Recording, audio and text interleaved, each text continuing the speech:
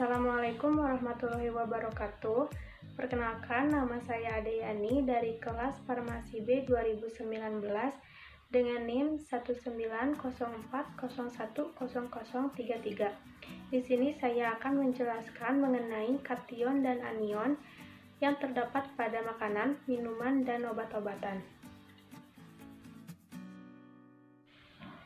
Untuk materi yang pertama yaitu anion CO3-2-min.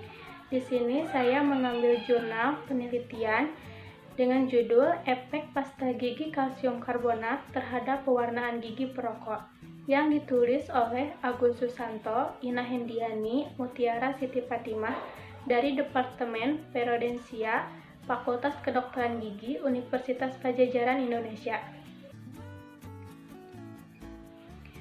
Pendahuluan, pewarnaan pada gigi dalam rongga mulut akibat merokok seringkali menyebabkan terjadinya stain, perubahan warna pada gigi, dan menyebabkan perokok merasa tidak puas dengan penampilan gigi mereka. Kebiasaan merokok menjadi salah satu penyebab penyakit gigi dan mulut. Merokok mengakibatkan gigi berwarna coklat atau kusam, mudah terkena gingivitis, halitosis, dan kanker mulut. Kanker dalam rongga mulut biasanya dimulai dengan adanya iritasi dari produk-produk rokok yang dibakar dan dihisap. Meningkatnya minat konsumen untuk produk pemutih gigi menyebabkan banyak formulasi pasta gigi baru untuk menghilangkan atau mencegah pewarnaan gigi ekstrinsik. Salah satu formulasi pasta gigi baru yang sudah dikembangkan mengandung kalsium karbonat dan hidrited silika sebagai agen abrasif. Agen abrasif itu sendiri merupakan bahan kasar yang digunakan untuk membantu mengusir sisa makanan, bakteri, dan zat sisa lainnya.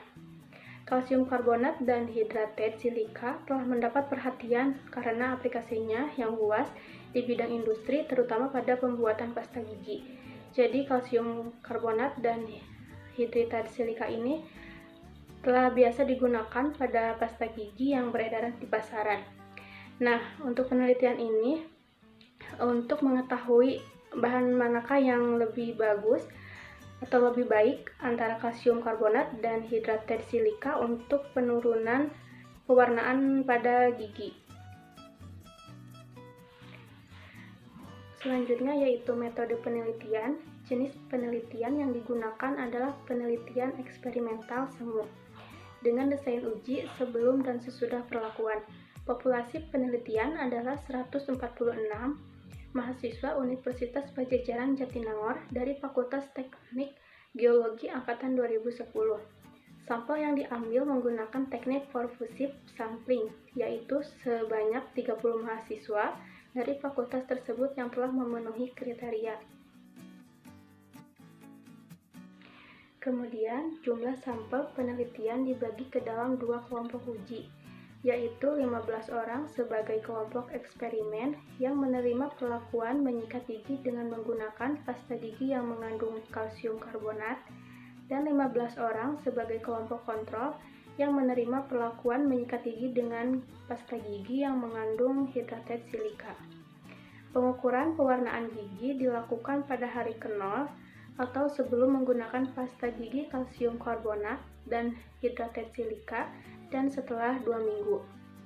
Data hasil penelitian akan ditabulasi dan dianalisis dengan uji statistik t-test paired sample test. Selanjutnya, indeks yang digunakan adalah indeks pewarnaan Lobene dan acuan intensitas pewarnaan pasta gigi Lobene. Kriteria indeks pewarnaan dari Lobene adalah sebagai berikut. 1. Gigi yang diperiksa adalah gigi anterior, rahang atas, dan rahang bawah, yaitu 11, 12, 13, 21, 22, 23, 31, 32, 33, 41, 42, dan 43. Kemudian, 2. Permukaan gigi yang diamati adalah permukaan fasial dan lingual.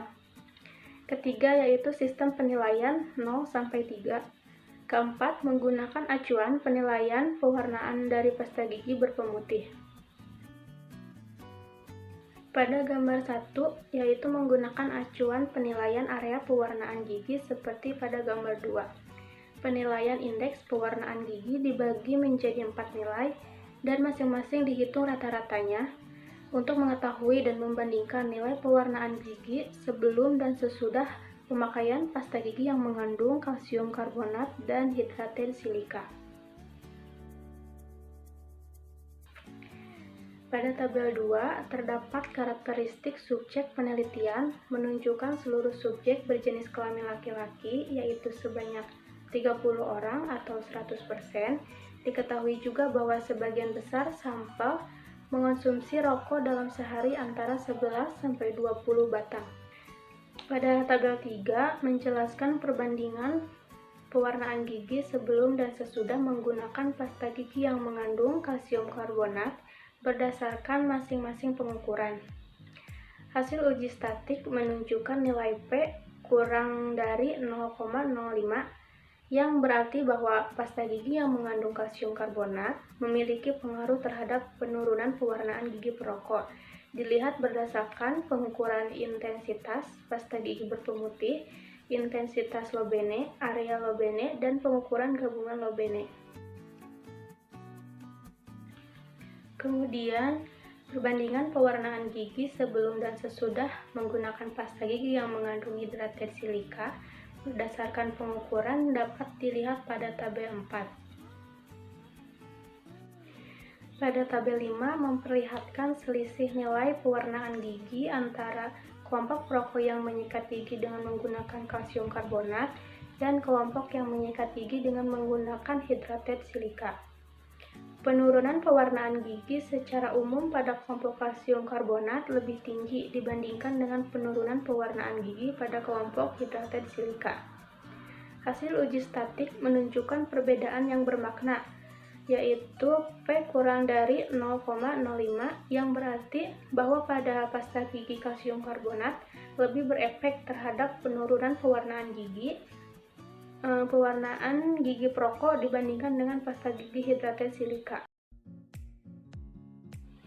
Kemudian pembahasan, perokok dibagi menjadi 3 kategori berdasarkan jumlah rokok yang dikonsumsi dalam setiap hari, yaitu perokok ringan apabila menghisap rokok kurang dari 10 batang per hari, perokok sedang apabila menghisap rokok 11-20 batang per hari, dan perokok berat apabila menghisap rokok lebih dari 20 batang per hari. Terjadinya perubahan warna pada gigi, pewarnaan gigi, halitosis, kalkulus, dan plak merupakan contoh ketidakpuasan masyarakat tersebut sehingga perusahaan dari produk-produk perawatan gigi dan mulut mengembangkan formulasi pasta gigi yang mengandung kalsium karbonat sebagai agen abrasif yang diduga dapat mengurangi perwarnaan gigi dan menghilangkan stain pada gigi.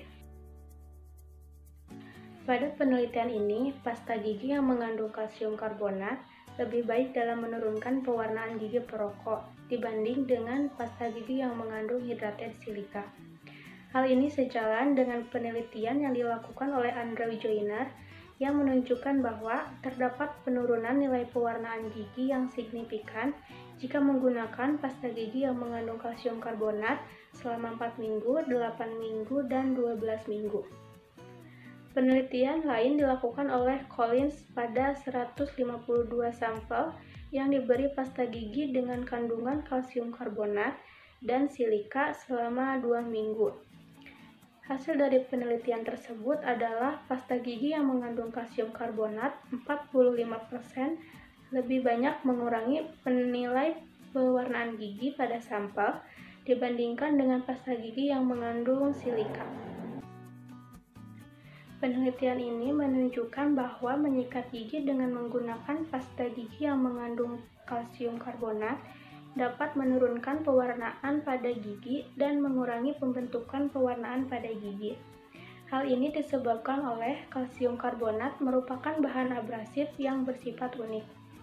Bentuk partikel kalsium karbonat yang datar, bertepi tajam, dan tipis menyebabkan partikelnya menjadi lebih mudah tumpul dan hancur menjadi partikel halus sehingga dapat menghilangkan pewarnaan pada gigi.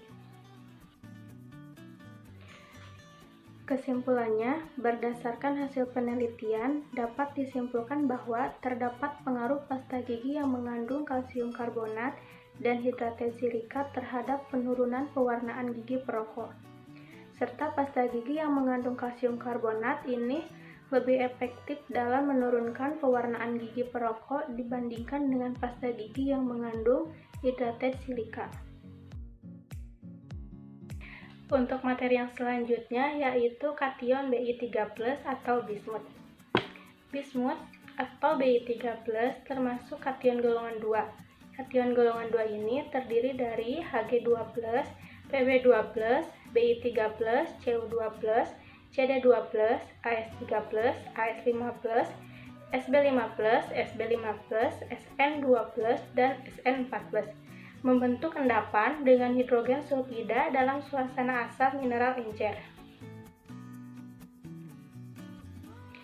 Bismut klorida atau mentega bismut ini adalah senyawa anorganik dengan rumus kimia BiCl3. Ini adalah senyawa kovalen dan merupakan sumber umum ion Bi3+. Nama lainnya bismut triklorida, triklorobismut, triklorobismutin, dan bismut 3 klorida. Bismut klorida mudah dihidrolisis menjadi bismut oksiklorid atau BiOCl. Bismut oksiklorid digunakan dalam bidang kosmetik dan bismut subnitrat dan subkarbonat digunakan dalam bidang obat-obatan. Reaksi padat BiCl3 dengan uap air di bawah 50 derajat Celcius telah terbukti menghasilkan monohidrat menengah atau BiCl3H2O. Bismut klorida adalah zat pengoksidasi yang mudah direduksi menjadi bismut logam dan zat pereduksi. Selanjutnya yaitu uji kualitatif kation Bi3+. Alat dan bahan yang digunakan ada tabung reaksi, rak tabung reaksi, corong, kertas saring, pipet tetes, pemanas, penjepit tabung, kaca arloji, gelas kimia, pembersih tabung, spatula. Dan bahan yang digunakan ada BiNO3, Ki, NH3, NaOH, dan Aquades. Untuk cara kerja, 1. Larutan BiNO3 ditambahkan dengan larutan Ki bertetes-tetes. Ini akan menghasilkan endapan. Endapan tersebut kita bagi menjadi 2. Endapan yang pertama, kita tambahkan larutan Ki yang berlebih, kemudian endapan yang kedua, kita tambahkan air lalu dipanaskan. Yang kedua, larutan BiNO3 kita tambahkan larutan NaOH bertetes-tetes, lalu tambahkan sampai berlebih. Kemudian yang ketiga, larutan BiNO3 kita tambahkan larutan NH3 bertetes-tetes dan dilanjutkan sampai berlebih juga. Selanjutnya, hasil dan pembahasan. Untuk yang pertama, dengan mereaksikan larutan BiNO3 dan larutan Ki bertetes-tetes, menghasilkan larutan merah bata dan endapan berwarna hitam, yang kemudian diambil dan dibagi menjadi 2. Pada endapan yang pertama, dilarutkan dengan Ki berlebih, sehingga endapan tetap berwarna hitam, tapi larutnya yang pada mulanya berwarna merah bata, berubah menjadi larutan yang berwarna kuning. Pada endapan yang kedua, dilakukan pelarutan dengan air, sehingga menghasilkan larutan berwarna kuning, lalu dipanaskan.